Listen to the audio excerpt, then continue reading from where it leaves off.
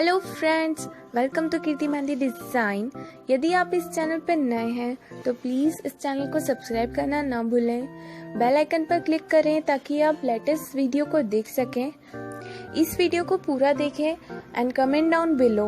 Please like it, share it and please don't forget to subscribe to this channel.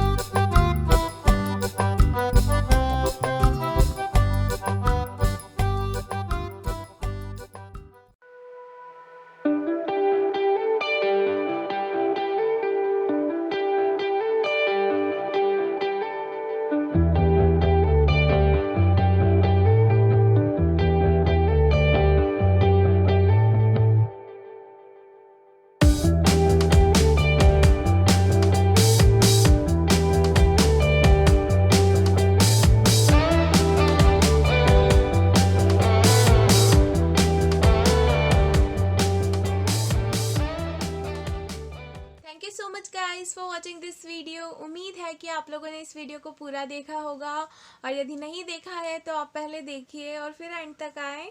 और यदि आप लोगों की वीडियो पसंद आए तो प्लीज़ इस वीडियो को लाइक ज़रूर करें, शेयर करिए और कमेंट करके बताइए कि आपको वीडियो कैसा लगा। आप मेरे फेसबुक पेज और इंस्टाग्राम पेज को भी फॉलो कर लीजिए @kirti मेहंदी डिज़ाइन यूज़र नेम के through. And thank you so much guys for watching all my videos. Stay happy, stay connected to Kirti Mehndi Design channel and have a great life.